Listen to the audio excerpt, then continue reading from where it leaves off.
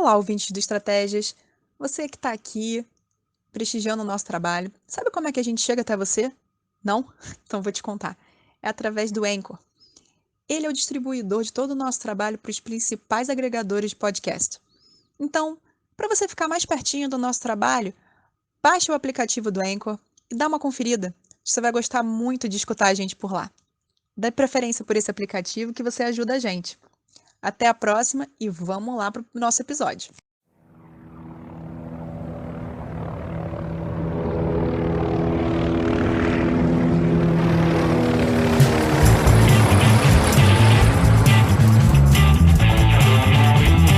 Sejam todos bem-vindos a mais um Estratégias Podcast.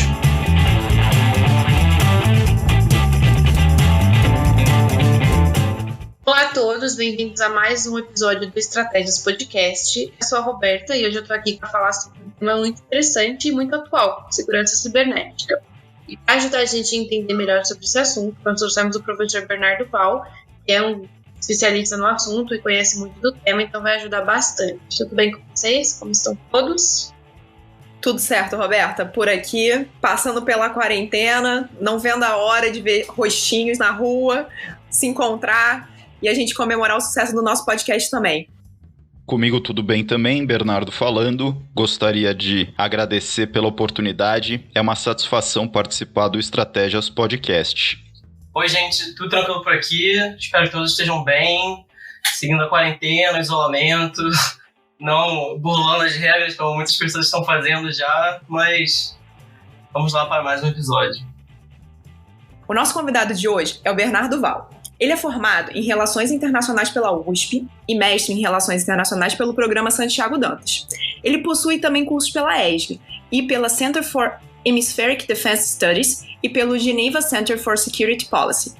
E hoje ele atua como analista independente, palestrante, consultor autônomo e professor universitário nas áreas de segurança internacional e também de relações internacionais, tanto na FMU de São Paulo como na FESP São Paulo. Então, Bernardo, acho que a primeira pergunta que a gente pode fazer para você é mais uma questão assim, terminológica, né? A gente queria que você explicasse para a gente também, para os nossos ouvintes, a diferença entre segurança cibernética, a defesa cibernética e a cibersegurança. Se você puder dar esse esclarecimento para a gente, seria muito bom para começar já o episódio. Em primeiro lugar, é importante destacar que não há necessariamente definições comuns para termos cibernéticos. Eles podem significar coisas distintas para diferentes atores. Ao meu ver, segurança cibernética e cibersegurança podem ser considerados sinônimos. Já segurança cibernética ou cibersegurança e defesa cibernética são duas coisas distintas. Da mesma forma como ocorre a distinção entre segurança e defesa no campo dos estudos estratégicos, essa diferenciação também acontece no campo cibernético. A segurança cibernética é tanto sobre a insegurança criada pelo ciberespaço e dentro dele, quanto sobre as práticas ou processos para torná-lo mais seguro. Ela se refere a um conjunto de atividades e medidas, técnicas e não técnicas, destinadas a proteger o ciberespaço e os dados que ele contém e transporta de todas as ameaças possíveis. E quando a gente fala aqui em ameaças, podem ser falhas, acidentes e ataques. É importante lembrar que, da mesma forma que existe um amplo debate sobre o significado de segurança nas relações internacionais, também existem diversos entendimentos sobre o significado de segurança cibernética ou cibersegurança. A defesa cibernética, por sua vez, ela pode ser entendida como ações tomadas dentro do ciberespaço para derrotar ameaças específicas que violaram ou estão ameaçando violar as medidas de segurança do ciberespaço e incluem ações para detectar, caracterizar, combater e mitigar ameaças, incluindo malwares, né? Malware é a sigla de malicious software, software malicioso, ou atividades não autorizadas de usuários, e para restaurar o sistema para uma configuração segura. Então, eu acho que essas são as definições que a gente pode dar aqui de partida. Bom, pensando então em como essas diferenças terminológicas, né, elas estão bastante relacionadas até com os nossos estudos mais tradicionais, dá para falar, né, da ascensão do fenômeno do poder cibernético, assim como o fenômeno da guerra e tal, principalmente depois do fim da Segunda Guerra, né? Quais os impactos que o senhor vê dessa nova ascensão do poder cibernético nas RI, especificamente? O poder cibernético, ele pode ser entendido como a capacidade organizada de uma sociedade de alavancar a tecnologia digital para vigilância, exploração, subversão e também coerção em conflitos internacionais. Se a gente pensar em termos de geopolítica, geografia, a geografia do ciberespaço ela é muito mais mutável do que dos outros ambientes operacionais, né? A terra, mar, ar e espaço cósmico. E para ilustrar isso, a gente pode dizer que montanhas e oceanos eles são difíceis de mover, mas partes do ciberespaço podem ser ligadas e desligadas com o clique de um botão. É mais barato e rápido mover elétrons ao redor do globo do que mover grandes navios a longas distâncias.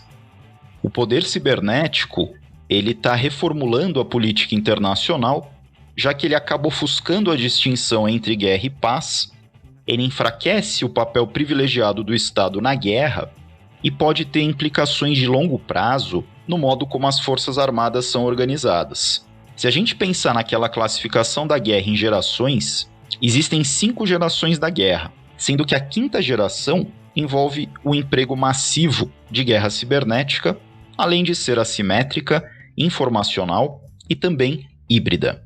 Então acho que são essas algumas considerações que nós podemos fazer sobre a ascensão do poder cibernético.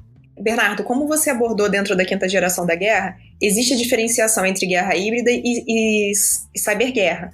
No caso aqui, quando você coloca que a cyberguerra também é híbrida, o que você quer dizer? Na verdade, quando eu falei das gerações da guerra, eu usei isso, né, como um quadro conceitual, por assim dizer, para mostrar que na 5ª geração da guerra, que é a geração atual, ela é caracterizada pelo amplo uso de guerra cibernética.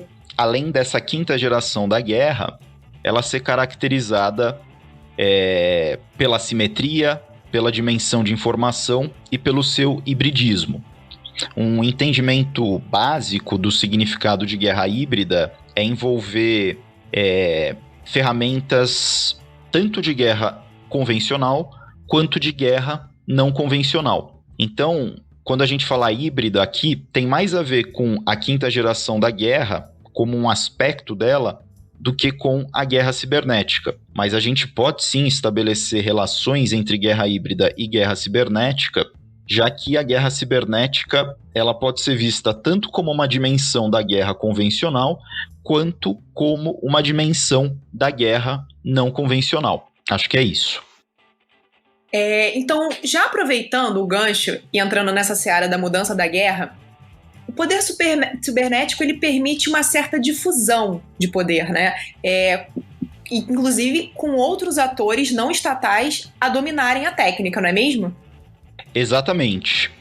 Apenas para fins de entendimento, a difusão do poder, ela significa o poder de se disseminar dos estados para atores não estatais. Isso acontece em grande medida por causa do poder cibernético. As transições de poder entre os estados, elas são familiares na política mundial. A gente pode observar isso em toda a história. Mas a mudança de poder, impulsionada pela tecnologia de estados para atores transnacionais e forças globais, ela traz uma complexidade nova e desconhecida. A mudança tecnológica, ela está colocando uma série de questões, como estabilidade financeira, mudança climática, terrorismo, crimes cibernéticos e pandemias. Então, a mudança tecnológica está colocando uma série de questões na agenda global, ao mesmo tempo que tende a enfraquecer a capacidade de resposta dos governos. Se a gente pensar em indivíduos e organizações privadas, como Wikileaks, Facebook, grupos terroristas e movimentos sociais espontâneos, eles têm o poder de desempenhar papéis diretos na política mundial. A disseminação de informações significa que o poder é mais amplamente distribuído e as redes de informação podem minar o monopólio da burocracia tradicional. E a velocidade da transmissão online de informações significa que os governos têm menos controle sobre as suas agendas e os cidadãos enfrentam novas vulnerabilidades. Então esses são alguns pontos, né, para que a gente possa entender e refletir sobre esse fenômeno relativamente novo da difusão do poder através do poder cibernético. Então, Bernardo, achei bem interessante você mencionou a questão do terrorismo, né? E a gente está vendo nos últimos anos, pelo menos, né, desde do surgimento do Estado Islâmico, assim, por exemplo, que eles têm também não mais só participado naquelas guerras mais tradicionais, né, em combates mais diretos, e eles também engajam nessa parte mais cibernética, né? Eles têm uma participação maior na internet, como eles atuam e tudo. Acho que é bem interessante a gente pensar nessa questão, e você até ressaltou isso, que as forças não estatais começam a tomar esse espaço também. Eu acho que os nossos ouvintes precisam considerar que isso é um fator assim, muito, muito, muito importante. É verdade. É interessante que, se a gente pensar num grupo como o Estado Islâmico, ele agiu, né, de maneiras variadas. Inclusive, ele chegou a ser uma espécie de proto-estado que controlava território, tinha forças armadas e até cobrava impostos da população que estava no seu território, né, no território que ele dominava. Hoje o Estado Islâmico está bem mais enfraquecido, mas a ascensão dele em 2014 e 2015, o ponto alto dessa ascensão, ela nos mostrou isso. E a dimensão de informações e cibernéticas, ela é um aspecto importante do Estado Islâmico. Se a gente pensar da perspectiva de propaganda, o Estado Islâmico fazia uma propaganda muito mais profissional do que de grupos terroristas anteriores, como foi o caso da Al-Qaeda, e a parte cibernética, ela serviu para disseminar a ideologia jihadista e criar uma espécie de ecossistema jihadista através da internet. Isso permitia ao Estado Islâmico chegar aos corações e mentes, né, de possíveis recrutas pelo mundo afora, e a partir disso, né, existem muitos potenciais recrutas que podem se identificar com a causa.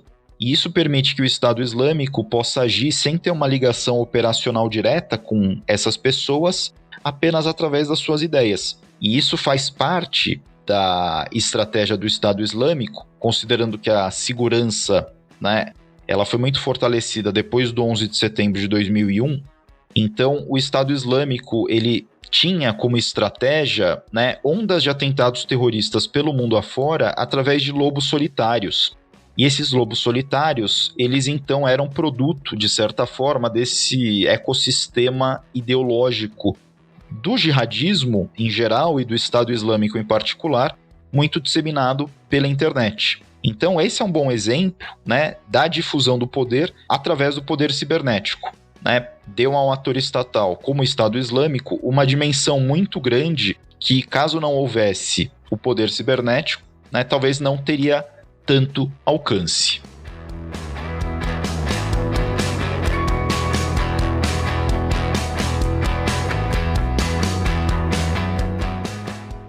Bom, pessoal, hoje a gente está aqui com o professor Bernardo Val. Ele está explicando para a gente um pouquinho sobre as indefinições terminológicas, sobre todo o aparato cibernético, digamos assim, que a gente tem vivenciado, né, nos últimos tempos e tal.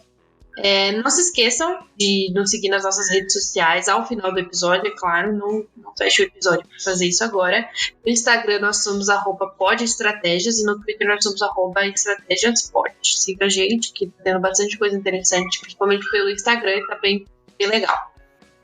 Bernardo, como a gente já sabe, a defesa do espaço cibernético faz parte do escopo estratégico do Exército Brasileiro, né? Acho que é bem usual que a gente fale, a Força Aérea cuida do sistema espacial e a Marinha cuida da questão nuclear e tal, e o Exército ficou responsável pelo espaço cibernético. Isso desde a publicação da END em 2008 e a criação do CDCiber em 2010 tem alavancado muito mais essa questão.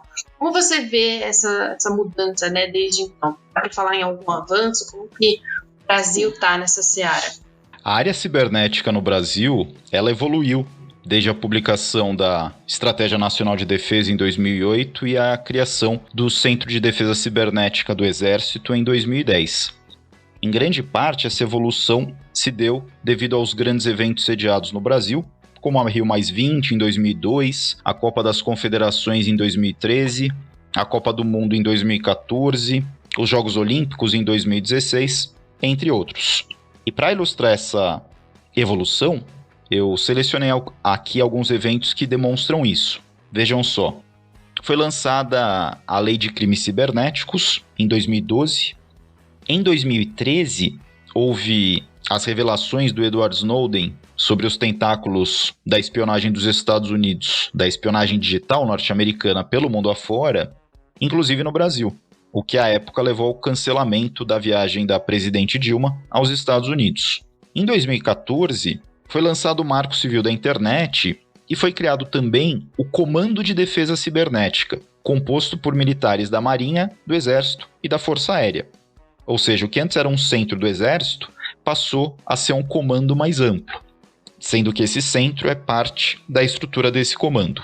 Em 2018, foi sancionada a Lei Geral de Proteção de Dados, a LGPD, e também foi instituída a Política Nacional de Segurança da Informação. A campanha e a eleição do presidente Bolsonaro, em 2018, esses eventos também colocaram as redes sociais e os aplicativos de mensagens nessas variáveis da problemática cibernética no Brasil.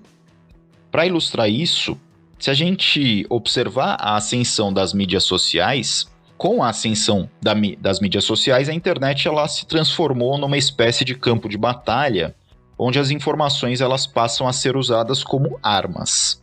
Como vocês sabem, a vitória na guerra, segundo Clausewitz, ela é uma questão de encontrar e neutralizar o centro de gravidade do adversário. Isso geralmente significa derrotar o exército de um rival. Porém, caso se descubra como moldar ou quebrar o espírito do rival, pode-se vencer a guerra enquanto se evita o exército inimigo. Aí seria uma coisa meio Sun Tzu aqui, né? Com a ascensão da internet e das mídias sociais, atacar o centro de gravidade do inimigo, as mentes e os espíritos da sua população, não demanda mais ataques massivos ou propaganda inefetiva, mas apenas um smartphone, sendo que quase qualquer um pode fazer isso. Era algo que já pôde ser observado nos Estados Unidos com a eleição de Trump em 2016 e veio aqui para o Brasil também em 2018. Com isso, é possível realizar o objetivo político da guerra sem disparar um único tiro. Em 2019, foi criada a Escola Nacional de Defesa Cibernética. Em 2020, foi aprovada a Estratégia Nacional de Segurança Cibernética e também a ABIN, Agência Brasileira de Inteligência, em parceria com a UNB, Universidade de Brasília, lançou um edital para mestrado em Segurança Cibernética. E, finalmente, nos últimos dias, a OEA, Organização dos Estados Americanos, lançou um relatório que analisa a capacidade brasileira em cibersegurança. Ou seja, e para finalizar aqui essa minha resposta, desde a Estratégia Nacional de Defesa de 2008 e a criação do Centro de Defesa Cibernética em 2010, houve uma boa evolução da área cibernética no Brasil. Bernardo, conta pra gente, quais os impactos da segurança cibernética na segurança internacional? Existe a possibilidade de um colapso tecnológico em países não preparados? E ainda eu queria te perguntar se seria o ciberespaço um novo ambiente de guerra? Os acontecimentos no espaço cibernético, que envolvem a segurança cibernética, eles têm o potencial de mudar dinâmicas de segurança de mais larga escala, mais especificamente da segurança internacional. Inúmeros exemplos ilustram isso, mas talvez um dos casos mais paradigmáticos seja do verme, em inglês worm, de computador Stuxnet. Ele foi descoberto em 2010, foi usado para sabotar o programa nuclear do Irã e foi considerado a primeira arma cibernética com significado geopolítico.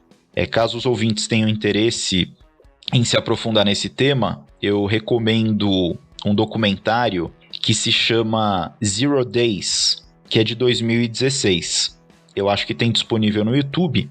E só para esclarecer, essa expressão Zero Day, o documentário é Zero Days, mas a expressão Zero Day ela é usada na área de segurança cibernética para se referir a uma vulnerabilidade que é desconhecida, né? E quando alguém a descobre, ela é chamada de Zero Day. Mais recentemente, um único ataque cibernético causou cerca de 10 bilhões de dólares em danos econômicos. Trata-se do caso do ransomware NotPetya em 2017, que foi considerado o ataque cibernético mais devastador da história, tendo como pano de fundo o conflito entre a Rússia e a Ucrânia. Eu falei aqui ransomware.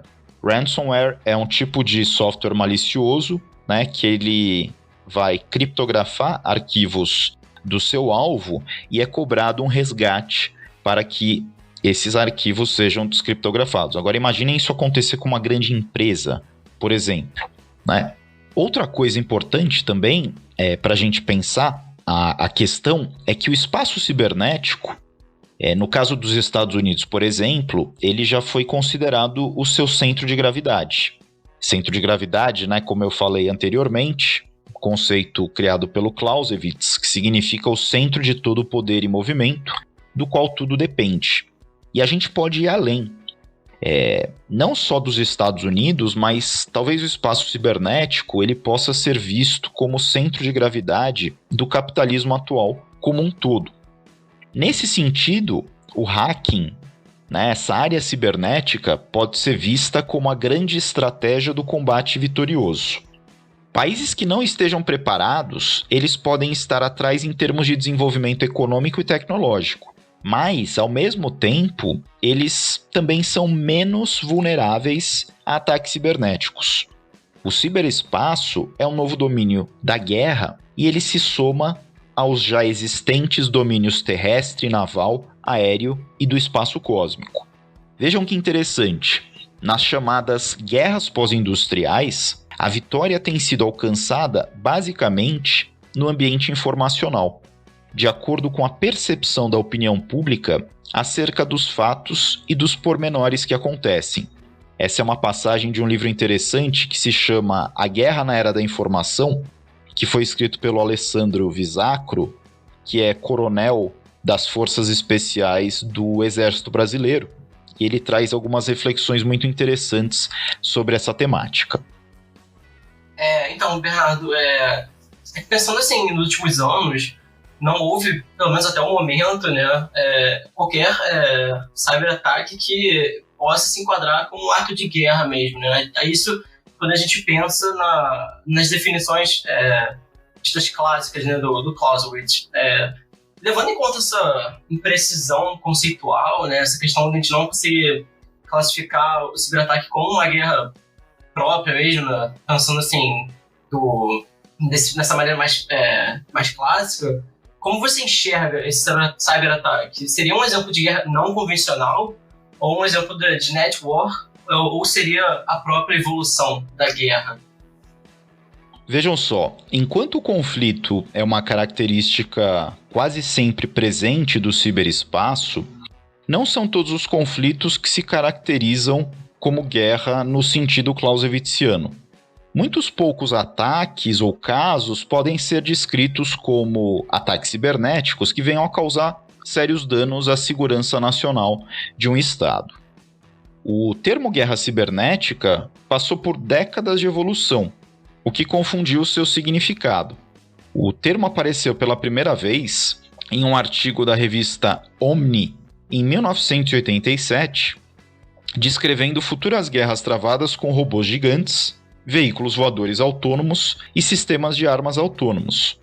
Mas essa ideia, no estilo de Exterminador do Futuro, né, essa ideia de guerra cibernética robótica, ela deu lugar na década de 90 a uma ideia que se concentrava mais nos computadores e na internet, que estavam transformando cada vez mais a vida humana. Um artigo de 1993, escrito por 2 analistas do think tank RAND, artigo intitulado Cyber War is Coming, descreveu como os hackers militares em breve seriam usados não apenas para reconhecimento e espionagem de sistemas inimigos, mas também para atacar e interromper os computadores que o inimigo usava para comando e controle. Alguns anos depois, no entanto, os analistas da RAND começaram a perceber que hackers militares não necessariamente limitavam seus ataques disruptivos a computadores militares. Eles poderiam atacar com facilidade os elementos computadorizados e automatizados da infraestrutura crítica de um inimigo, com consequências potencialmente desastrosas para os civis. Em um mundo cada vez mais dependente de computadores, isso poderia significar sabotagem contra ferrovias, bolsas de valores, companhias aéreas e até a rede elétrica, que sustenta muitos desses sistemas vitais. Inclusive, apenas para dar um exemplo interessante, recentemente saiu uma notícia de um hospital que foi atacado, se eu não me engano, nos Estados Unidos, ciberneticamente, e os sistemas pararam de funcionar e houve morte de paciente por conta disso. Não como resultado direto do ataque cibernético, mas como resultado do funcionamento, né, dos equipamentos pararem de funcionar em função do ataque cibernético. Voltando aqui, né, ao raciocínio que eu estava desenvolvendo, os hackers, eles não precisavam ficar confinados a alguma tática na periferia da guerra. Os ataques cibernéticos poderiam ser uma arma de guerra. Desde então, a definição de guerra cibernética ela se tornou mais clara com o livro Cyber War, de 2010, escrito pelo Richard Clarke e o Robert Naik. Existe edição em português do Brasil desse livro, e os autores eles definiram a guerra cibernética como ações de um Estado-nação para penetrar nos computadores ou redes de outra nação com o objetivo de causar danos ou interrupções. Essa definição ela abrange, né, quase as mesmas coisas que sempre foram identificadas como atos de guerra, só que agora realizada pelos meios digitais. E os ataques digitais, né, se a gente for além dessa definição do Clarke e do Naik, eles têm o potencial de ir para além de meros computadores para ter consequências reais e físicas. Por outro lado, existe um outro estudioso, que é o Thomas Reed. Ele tem um artigo que depois virou livro, intitulado Cyber War Will Not Take Place, traduzindo, né, a guerra cibernética não vai acontecer. Ele diz o seguinte, que ataques cibernéticos são meramente versões sofisticadas de 3 atividades tão antigas quanto a própria guerra: a subversão, a espionagem e a sabotagem. Para o Reed, o mundo nunca experimentou um ato de guerra cibernética que teria que ser violento, instrumental e politicamente atribuído, se nós usarmos aí as ideias do Clausewitz. Então, o que eu quis mostrar aqui com todo esse raciocínio que eu desenvolvi? Existem diversas percepções relativas ao significado de um ataque cibernético. Ele pode ser uma dimensão da guerra que existe no mundo real, ele pode ser a própria evolução da guerra, vai depender muito de qual escola de pensamento que se siga. Então acho que esses são alguns pontos interessantes para a gente pensar essa questão. Interessante o senhor estar falando sobre isso, porque tem um tempinho, na realidade, que eu li um artigo sobre um artigo do Saint-Pierre, inclusive, sobre a revolução dos assuntos militares, né? Como a realidade não é uma revolução dos assuntos militares, mas é sim a revolução que aconteceu há um tempo. E eu vejo isso muito no debate, e, enfim, quando eu estou lendo alguma coisa sobre sobre espaço cibernético e tudo mais, como existe eu não diria que um enfrentamento, né, mas, enfim, existe um tradicionalismo exacerbado, digamos assim, esse pessoal que é mais da linha tradicional, né, das relações internacionais e dos próprios estudos estratégicos, e entender que, na realidade, a gente já está vivendo a realidade, sabe? A realidade, ela chegou antes da teoria e é normal. Mas o espaço cibernético já existe, não tem como a gente fugir dele. E ele é uma evolução e ele vai evoluir muito mais. Não dá para tratar para sempre como uma revolução, né? Como se fosse algo espontâneo e algo super diferente, quando na realidade já não é, né? Há muito tempo. Eu acho que eu li esse artigo do Saint-Pierre. Ele foi escrito em coautoria e publicado na Revista Brasileira de Estudos de Defesa, se eu não me engano. Eu até usei como referência em uma das minhas aulas, onde ele problematiza, né, essa questão de revolução nos assuntos militares. E aqui é interessante, né, a gente pensar que existe uma espécie de mercado acadêmico relativamente a conceituações sobre os fenômenos, né? Então, existem várias conceituações que podem ser problemáticas. Isso vale para o fenômeno da guerra cibernética, vale para o fenômeno das gerações da guerra, como eu falei anteriormente, entre outras coisas. Mas, de qualquer maneira, né, mesmo que todas as terminologias não sejam perfeitamente precisas, isso reflete um debate que acontece no sentido de desenvolver conhecimento sobre esse fenômeno que a gente está vivendo. E se a gente pegar essa questão de revolução nos assuntos militares, né, e colocar no campo cibernético, talvez a revolução já aconteceu, ou talvez a gente possa pensar como uma revolução permanente. Por quê? Porque as mudanças tecnológicas, elas acontecem de maneira rápida e elas têm uma capacidade muito disruptiva em relação ao que veio anteriormente, né?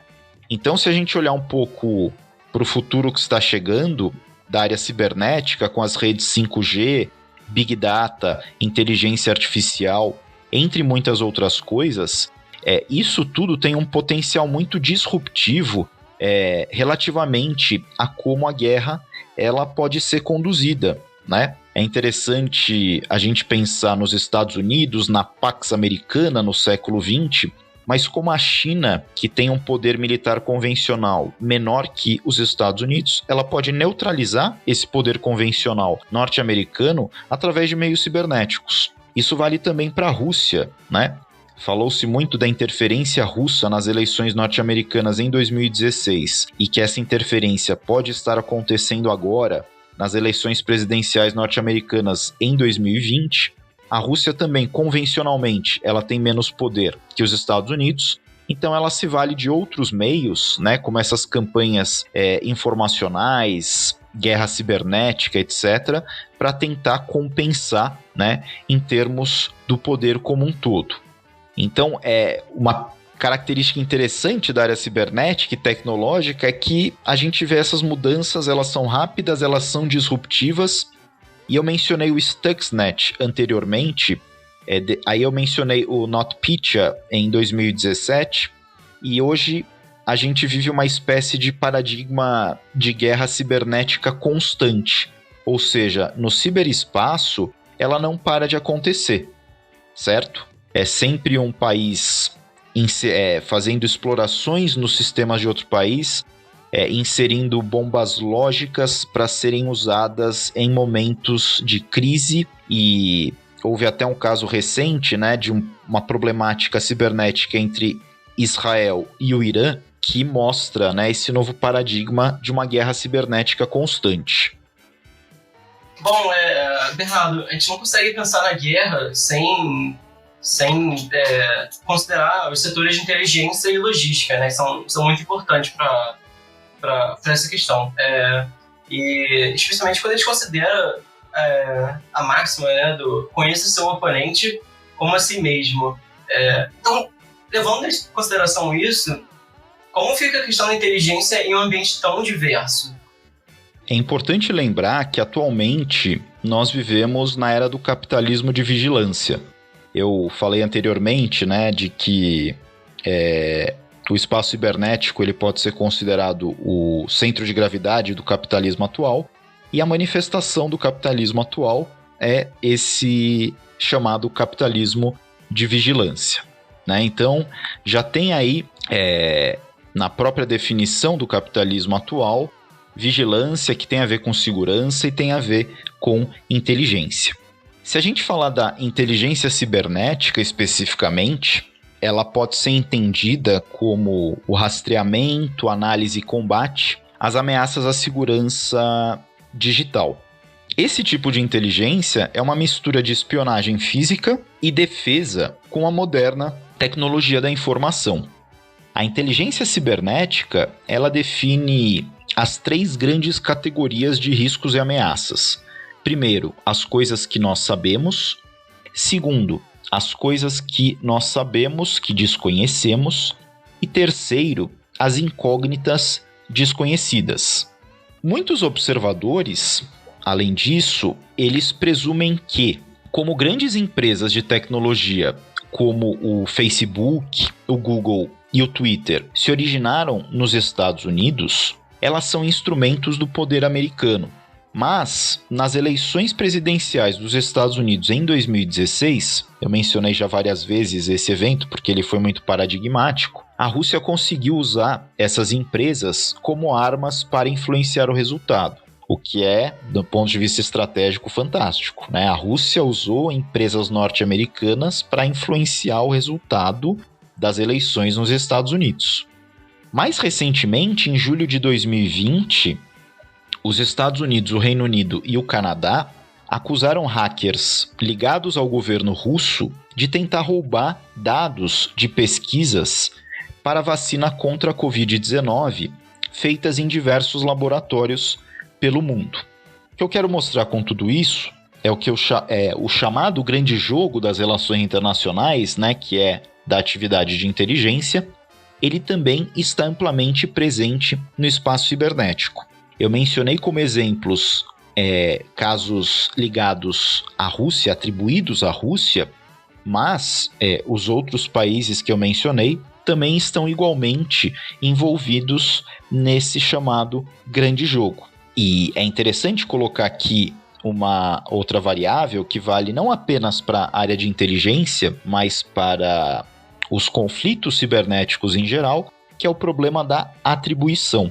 Essa é uma problemática muito importante da área cibernética, que é saber quem fez o quê e por quê. Já que no espaço cibernético é possível se esconder atrás de uma série de camadas de proteção para que assim a identidade ela possa se manter escondida, né? E um eventual atacante, um agressor, ele possa se proteger nesse sentido.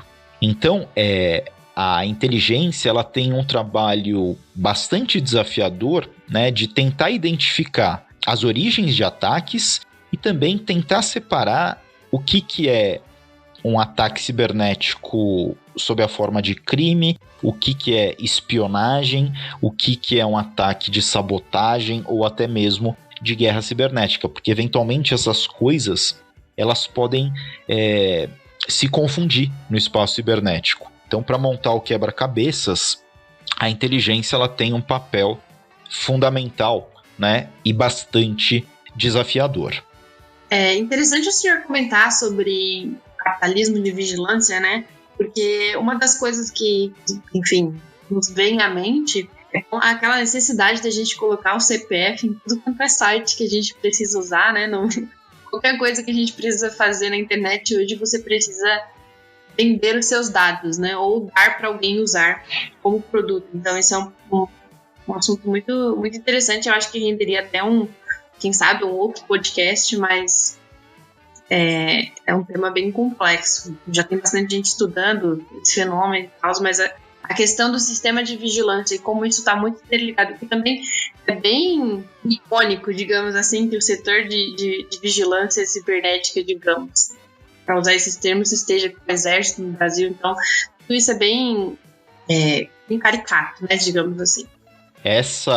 Roberto, é uma questão importantíssima do nosso tempo, né?